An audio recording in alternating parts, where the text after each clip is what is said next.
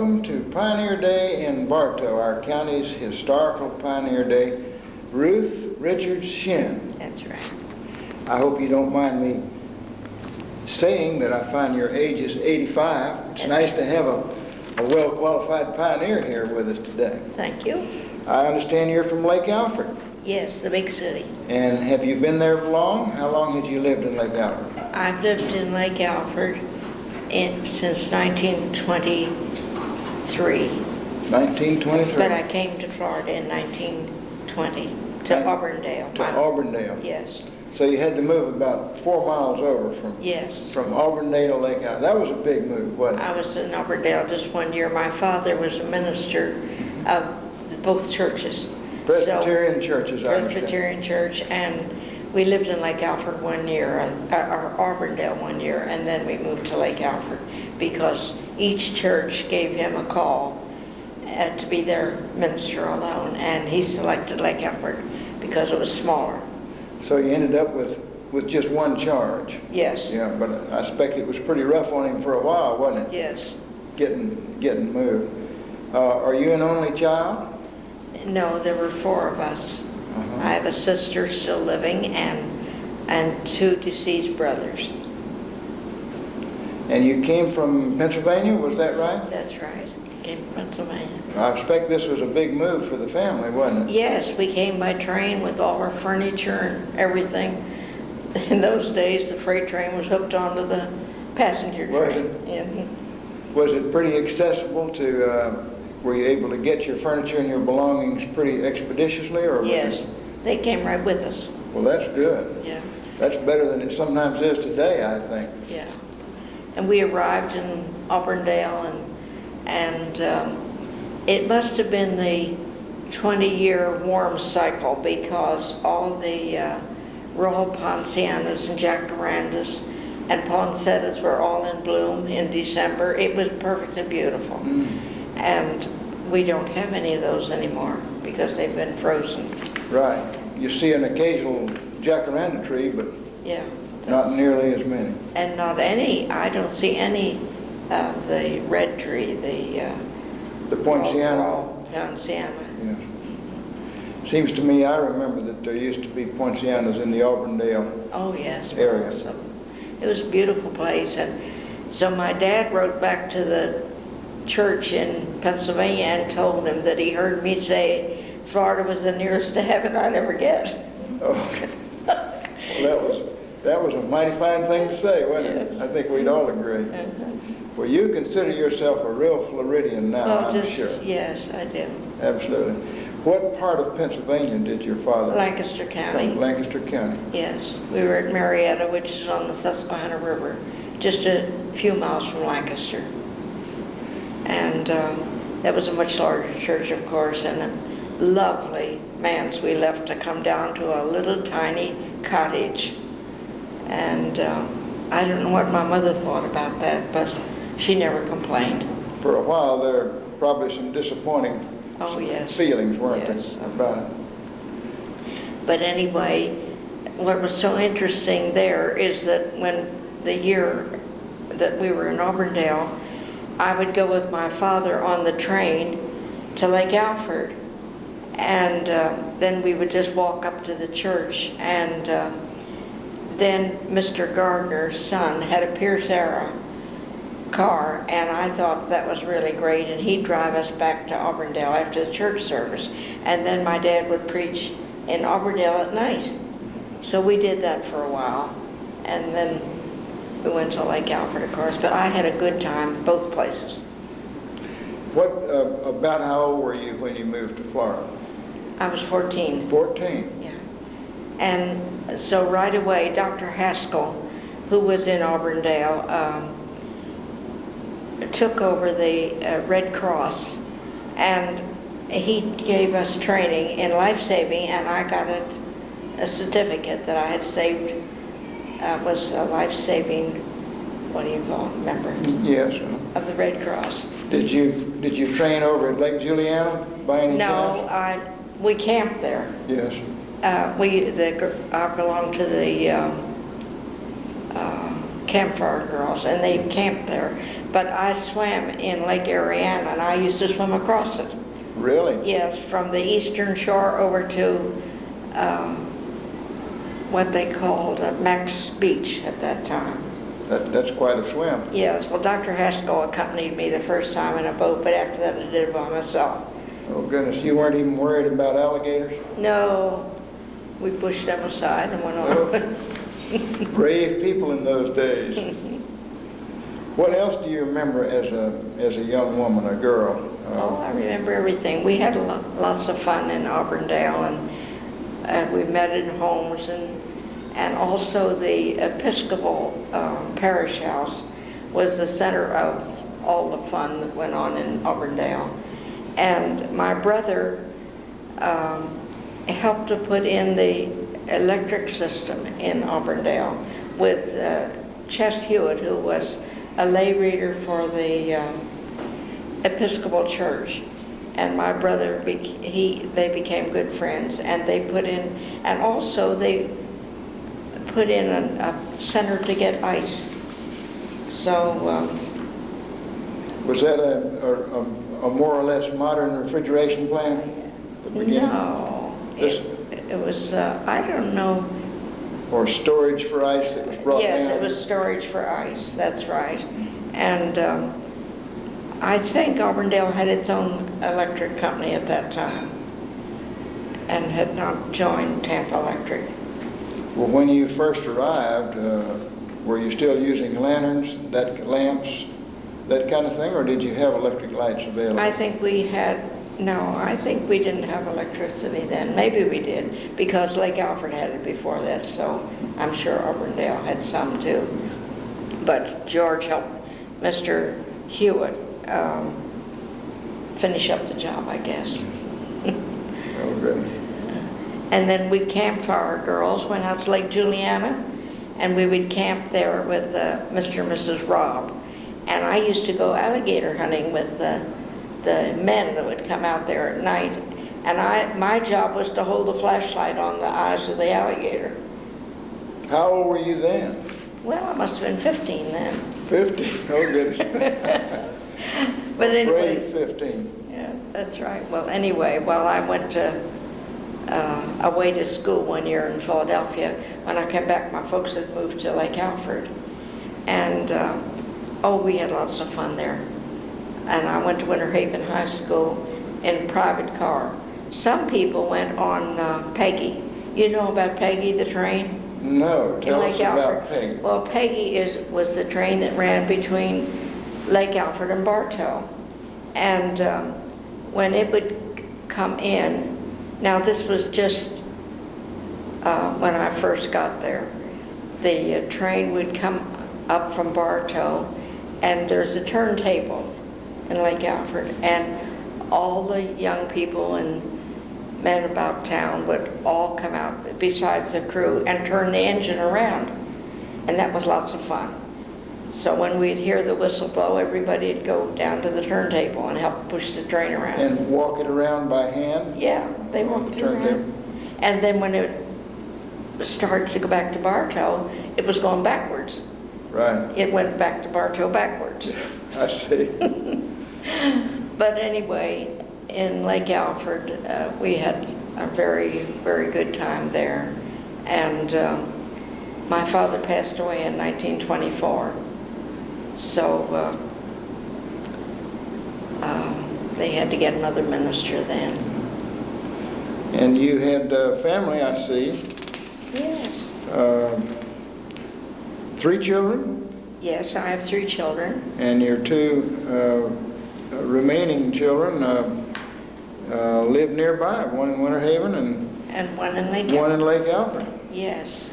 Did the train that you mentioned that went to Bartow come through Winter Haven? Yes. Did it stop at Winter Haven, or was it an express from Lake Alfred to Bartow? It was express. It went by, I think the purpose of it, and it still runs in January when the packing house at Farnsville is shipping fruit.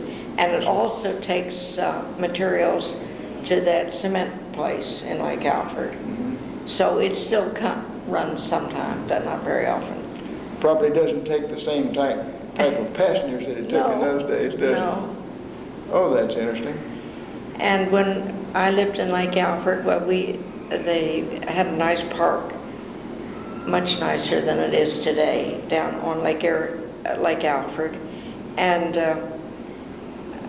by the way, Lake Alfred is named Lake Alfred after Alfred Parslow.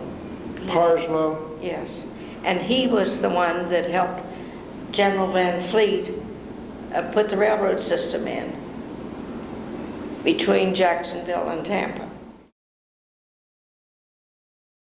We're talking about General Van Fleet's father? I guess so. I believe so. I guess so. Between Jacksonville and Tampa?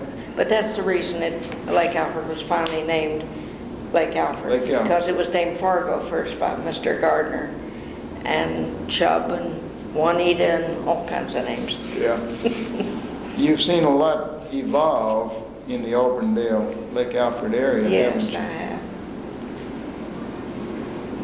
And Tell me, what do you remember of World War II? Do you have a good recollection? I remember that. We were in Pennsylvania then. Were you then? Uh-huh.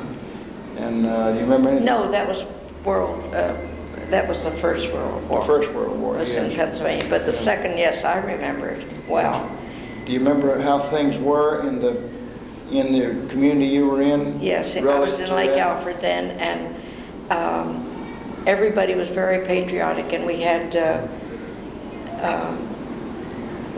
have, what do you call them? Anyway, you couldn't get some items in the grocery store without these coupons. Rationing? Rationing. And I think I helped with that, with the rationing, for a while. And I remember the day the war ended, because Carolyn was in Junaluska Camp in North Carolina. And Camp Junaluska for girls? Yes. I'm familiar with it. And the worst of it was that all the leaders, the women that had charge of these girls, all went into Waynesville and celebrated. And they made the poor little kids stay in the camp, so Carolyn didn't get out to celebrate the end of the war. And she's fussing about it still. Polio epidemic. Oh, there's polio epidemic, she said, was yes. then. At They that weren't time. allowed to go out. I remember we had some problems for several years with polio. But when I first married Charles, he didn't even have a job, but his father and he had started the Crystal Rock Stucco Company in Lake Alfred. That was the only industry in Lake Alfred because the packing house hadn't been built yet. And during the Depression, why, it failed. So when he'd take me for a ride, he'd say, well, we just about own this town because all the people got stucco for me and never paid for it. Yeah, if that's owning it, you owned it. But anyway, finally, what did he do next? Let me ask you, if I may, what did 14-year-old girls find to do in Florida? Swim. Swim. That was the biggest thing. That was the biggest thing. Even more important than boys, huh? Oh, yes. Oh, great. Well, Where did you swim mostly? in In the lakes, of course. yeah, in Lake Alfred and Lake Ariana. Ariana. And when you went to the camp areas in Lake... That was Juliana. Juliana. Was the camping area in Juliana over on the west side, on the far side of Juliana? North side. North side, north Yes. end? And it was very dense then. And I think the Owens live there now, that built a home there. But anyway, we had a good time. Oh, I bet you did. And Lake Alfred, we had a good time too. Oh, yeah. And when our early married life, we were like everybody else. We didn't have anything. Nobody had anything except the people that worked at the experiment station. And we thought they were pretty rich because they got $200 a month. So my husband was postmaster for a few years and he got $100 a month. So we were getting rich too. Yeah, that was really something, wasn't it? Yeah. Was the experiment station, the agricultural experiment station, already in being when you arrived on the scene? Do you remember? No, but I remember when it was when they gave the $20,000 for it to be built. And I knew the Jeffries family, that he was the first one to administer the experiment station. And what else about it? And then I remember that some of the fellows with doctor's degrees that came there to work, and we were all friends, and we all had good times together. And then finally we began to buy groves, and we were in the grove business most of our lives. And my husband also set up the growers fertilizer company. He was the manager of it all and owned it at one time. Is that the co-op? Yes, but he made it a co-op, but yeah. It's not a co-op now. But yeah. He called it the Growers Fertilizer Agency. And he is the one that built that building, the whole fertilizer plant, and owned it at one time. But then... that's that very large building you see in yes. Lake Alfred. And finally it became too... it required too much money to pay for the shiploads of fertilizer that came in. So that's when it became, he made it into a cooperative, right. Which is the thing he regretted all his life. We wish we'd have kept it small and owned it. Yeah, can understand. Yes. And tell me, if you will, what do you remember of other things than swimming? Were there other things that girls did? Oh, we danced. You did a lot of dancing? Oh, yes. Over at the Lake Alfred Women's Club, we had a girl in town that played the piano, and she could play jazz well. So we all danced in the evenings, and then a lot of the people came to my home because I played the piano, and we'd sing. Spent a great deal of time singing. And was the Women's Club over just west of the railroad station, just in town? West. Yes, it was west, but at that time, the main street in Lake Alfred was what they call Main Street today, and there's nothing there now except Maranatha, that retirement home that was built in Lake Alfred. That first was a hotel, and a very lovely hotel. And there also was another boarding house on the corner. The Fruitlands Company office was at a little triangle that was just up from the station. And across the street from that was the post office and and a grocery store and a hardware store. Well, I think the hardware store sold out, and then the grocery went in the same building. And there was a... Was there a pharmacy there? A drugstore? Yes, we had a drugstore, because when I lived in Auburndale, we used to walk over to Lake Alfred and have ice cream there. Got it. That was a pretty good walk, yeah, wasn't it? Yes. 3 or 4 miles, something like that? I think so. Yeah. But worth it to get the ice cream, though. Yeah. But that's where the main street was in those days, and now there's nothing there. No buildings, that is. And the Gardner home was, and the Fromke homes were centers of lots of fun. And of course, the church was my main interest. We were at the church and always having things.